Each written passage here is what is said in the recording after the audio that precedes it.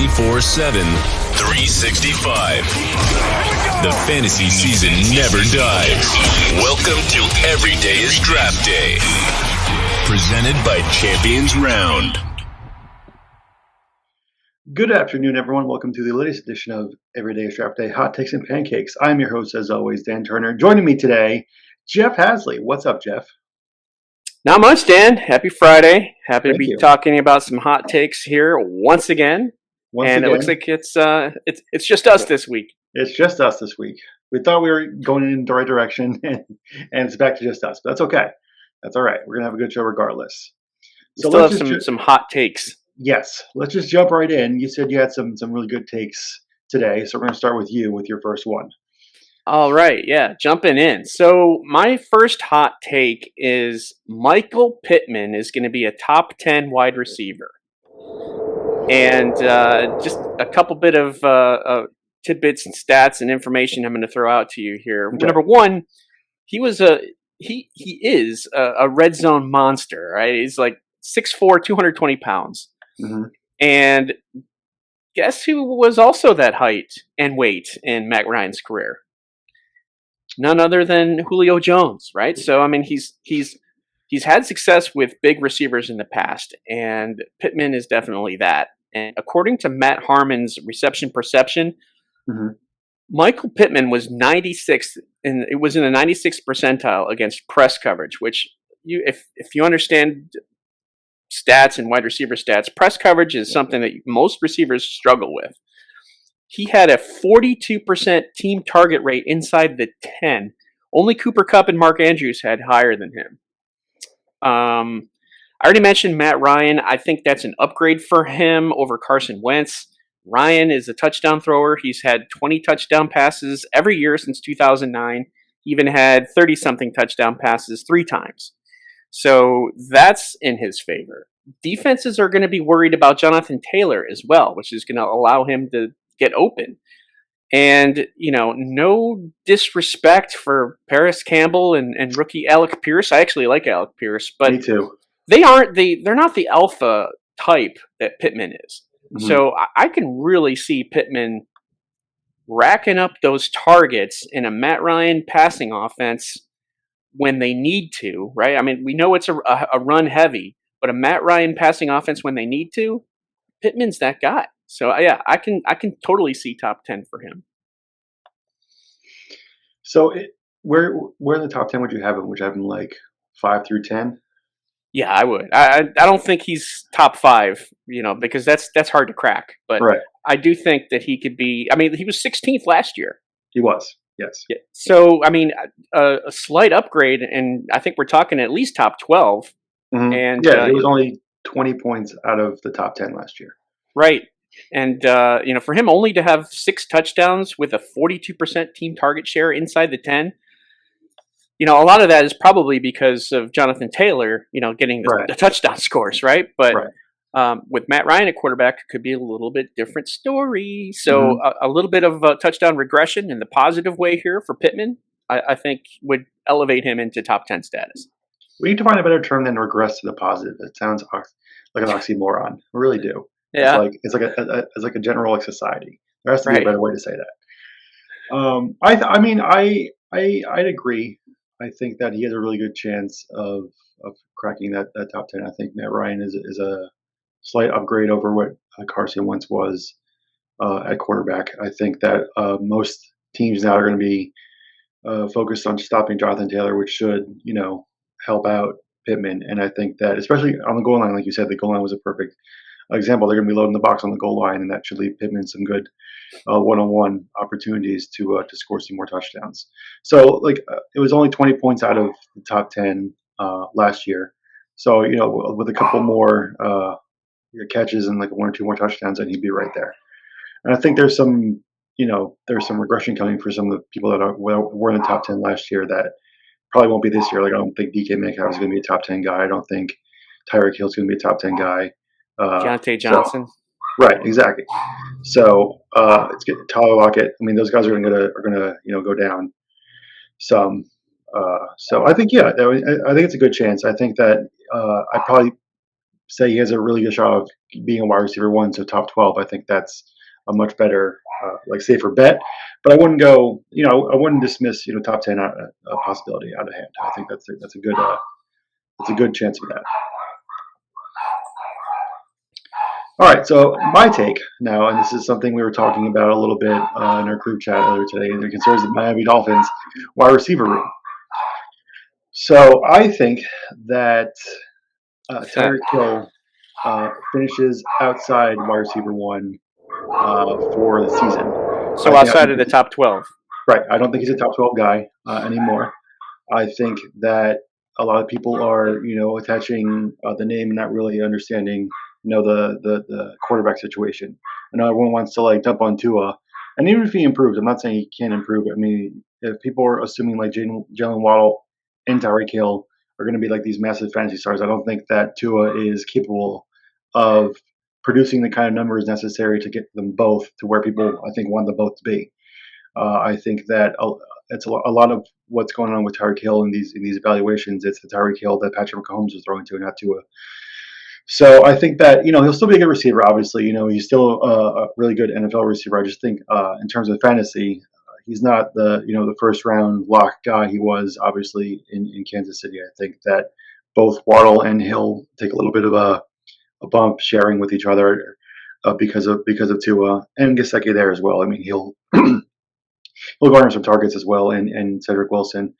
But I just think that he won't get the volume and the quality of targets necessary for him to repeat, being a top 10 receiver, a top 12 receiver this year.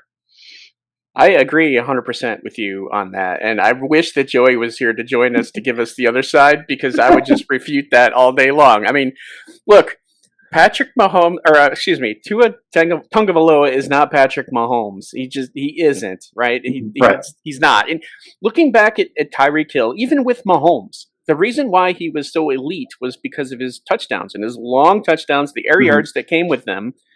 And, Tua is not Mahomes. He's not. He's not doesn't have the arm talent that Mahomes does. Doesn't have the ingenuity, the flair, the ability to make plays like that on the go. He doesn't have Andy Reid as his offensive coordinator, if you will, or he can set the table that way.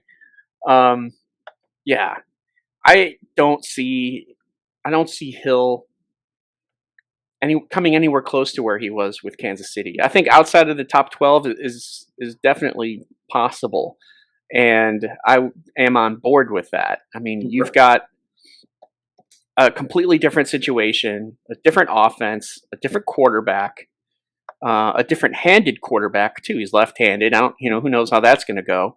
Right. Just lots of change. And usually when you see change like that from a veteran receiver going from one team to another, it usually doesn't translate.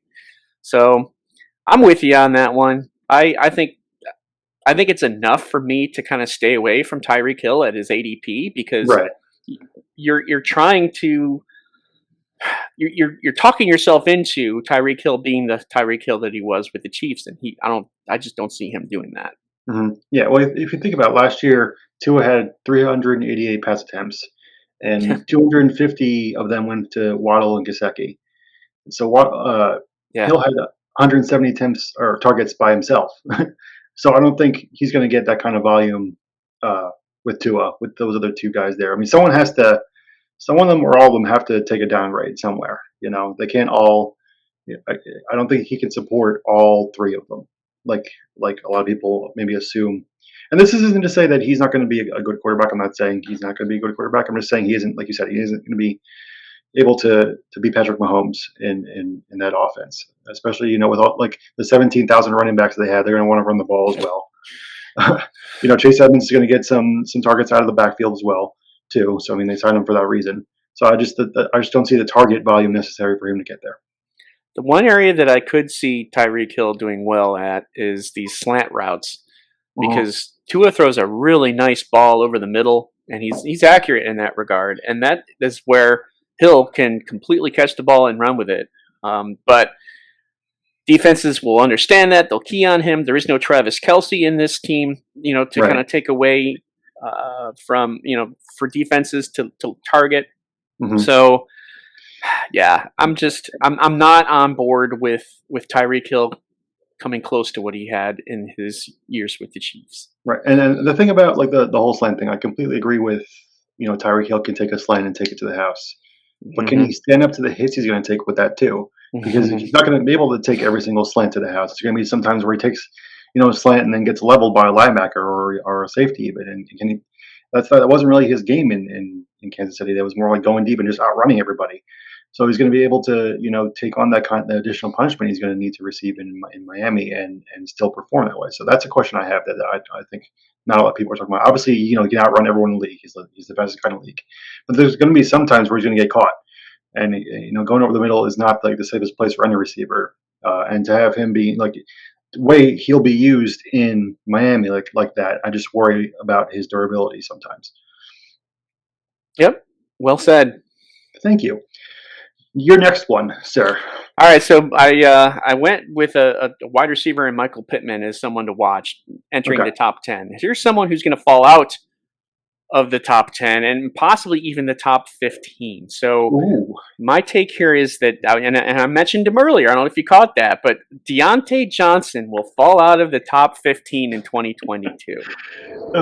I know it's a hot take, but I completely 100% agree with you. So I want to hear your reasoning. Well, I mean, number one, you got a quarterback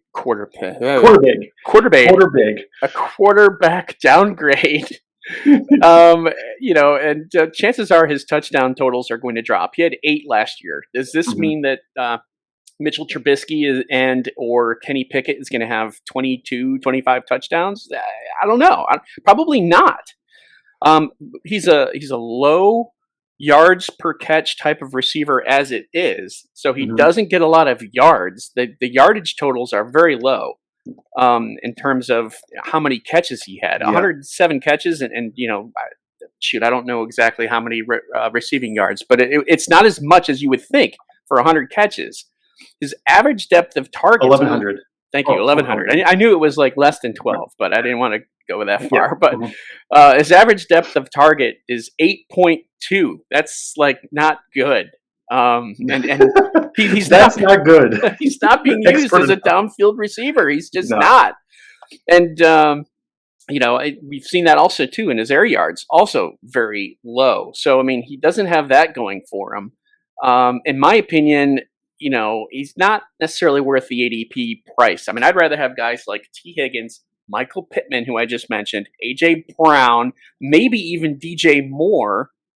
Moore has his own offensive issues, but at least he's been able to succeed in those situations, right? So, not to mention the fact that there's also Chase Claypool on the team. Pat Freiermuth is kind of coming into his own. Rookie George Pickens, and Johnson. So, I mean, is Pittsburgh going to throw the ball 45 times a game?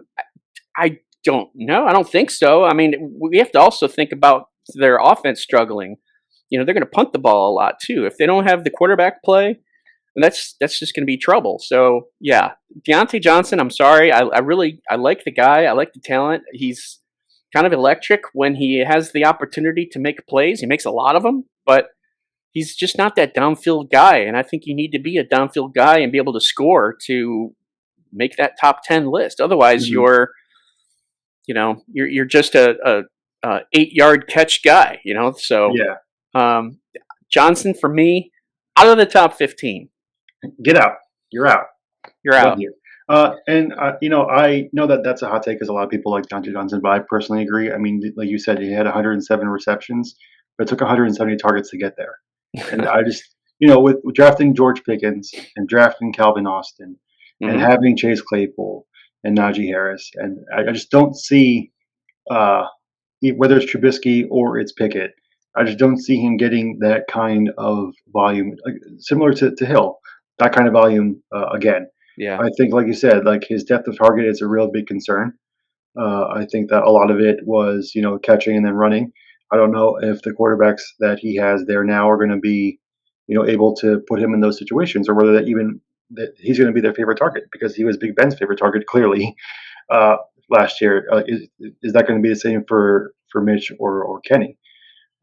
So I think that he'll be a good receiver. I don't think that he'll get to the heights of what he did last year. I think that he's overrated a lot in people's minds. And I know that the whole he has no hands thing is overblown. It is. Like he doesn't drop as many passes as everyone wants to say he does, or make it out to be. But he does drop some passes, and I think that's also that can be a concern going forward. Not as much, like I said, not as big a deal as people think, but it is something to look at. I just think that it's a very deep wide receiver room now. They spent this draft capital on these receivers, and they're going to want to use them. They're going to want to see, along with uncertainty at quarterback. It's not like Trubisky or Pickett is going to come in and light the world on fire. That's not the kind of quarterback there. At least Pickett not yet. Trubisky, we've kind of seen that he isn't. But so I think for this year, I agree. I think that Johnson, while good, won't be the kind of receiver that people want him to be. Yep. And you said 170 targets and for only 8.2 yards per target. Yep.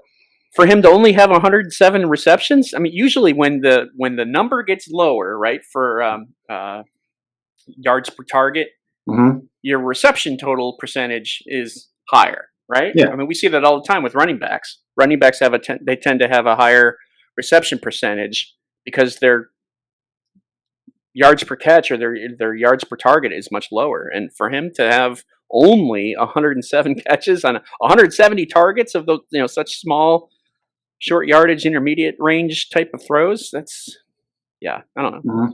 Another thing. It is not great. Yeah, he's way down on the list. Yards per route. He is way down. Yeah. So it is a concern. It is a concern. I don't think it's hard to replicate that kind of success with that low of depth of target consistently. And maybe he'll prove us wrong, and he'll take those same passes with Mitch or Kenny, and he repeats it. I just think it's going to be hard for him to do that. Yeah. All right. So going away from fantasy a little bit, and I wish Steph was here for this, so I'm just going to do this, and then we'll go from there. So my hot take is Eli Manning is not a Hall of Famer. Okay. Okay. Let's hear it. All right. So the positives, among quarterbacks of his era with at least 2,000 passing attempts, so it's a good number of quarterbacks to have that number. He's fifth in touchdown passes, right? Mm-hmm. But he's first in interceptions by a wide margin. Mm-hmm. So he led the league in interceptions 3 times, never led them in touchdown passes. He never was top on any quarterback category his entire career, right? Mm-hmm. So a lot of his numbers, his touchdown rate ranks 19th, so that's below Andy Dalton and Jay Cutler. Okay. Mm-hmm. Not really people you would associate with the Hall of Fame, correct? His interception rate is higher than Blake Bortles' interception rate for his career. So we get it. He's a bad interceptor quarterback guy. He's a bad thrower of passes. So what else you got? So I understand, everyone wants to point out to the 2 Super Bowl rings, and I completely understand. He has the 2 Super Bowl rings, and he has the 2 Super Bowl MVPs, and I can't take that away from him, and I'm not going to. He won the games, and I just think that I don't know how much of a performance he gave that deserved the MVP. I think the defense did more in the first Super Bowl than he did. I think everyone wants to associate the Tyreek catch with his MVP, but even Eli himself said that was the luckiest catch he's ever seen. So I really can't count that for someone's Hall of Fame candidacy if even the quarterback says. And then the Manningham throw in the second Super Bowl that they won was also a great throw. But I can't realistically put someone's Hall of Fame candidacy on 2 throws. One of them, complete luck, by his own admission. So that's just something that, and I know I'm going to be destroyed for this because I'm an Eagles fan. And he's a Giants fan, obviously, he doesn't. But I just think he was never the top receiver in his era. And if you're going to Hall of Fame, you have to be considered the best at something. Being the best at interceptions doesn't qualify you for the Hall of Fame. And that's the only top thing that Eli was capable of doing in his career was throwing a lot of interceptions at certain points in his career. So that's my argument. Here's my follow up on that. First of all, well done. That was nice. And to some extent, I agree with you. You got some really great points. And I will say this. I will say that Eli is a good He's in the Hall of Good, the Hall of Mid. The Hall of Very Good. The Hall of Very Good. Right? He is a great big game quarterback, and I also think that he's one of the sharper mental minds in the game. For that matter. And he had an awful lot of luck. Mm-hmm. I mean, if his name is Eli Abercrombie, are we even talking about him being in the Hall of Fame? Nope. Because he's a Manning, it's like, oh, well, he's from that same tree. Mm-hmm. So I mean, he's got those 2 Super Bowl wins that he somehow won over Tom Brady, right? I mean, that's strong. That's very strong. But other than that, what has he done? Don't get me started. I also don't think that Troy Aikman belongs in the Hall of Fame. And I don't have the numbers right now to back it up, but he doesn't. He's there because Emmitt Smith and Michael Irvin and that offensive line. Mm-hmm. And of course the ineptitude of the Buffalo Bills in the Super Bowl during that time, but that's another story altogether. Yeah. So yeah, Eli in the Hall of Fame. Will he make it? That's the really interesting. Will he? Probably because of LSD. But look, his career record is literally 500. He's a 500 quarterback. That's his record. And like, you can't put 500 quarterbacks in the Hall of Fame. It just doesn't work like that. It doesn't work like that. And, no, man, you have a compelling argument. And outside of his 2 Super Bowl runs, which, again, not taking away from him, what else did he do in the playoffs? The answer, absolutely nothing. So he played, 13, 14 years? And in 11, 12 of them, he did nothing. There was, I think I read somewhere something along the lines of the Giants would never have made the playoffs if this particular play didn't happen. Because this was, I think, the first Super Bowl. Mm-hmm. And they were a wild card team, and they got in by the skin of their teeth over. I forget what other the team was, but it came down to like a field goal kick in some other game that happened, like week 16 or 17 back then. And as a result of that kick, it put the Giants into the playoffs. And I'm trying to remember the exact story of it all. But if not for that, we're not even having this conversation, which is just insane and crazy if you think about it. And I don't want to take away, his playoff runs, because that's the first thing everyone's like, well, he has 2 Super Bowls. And again, he gets the credit for 2 Super Bowls.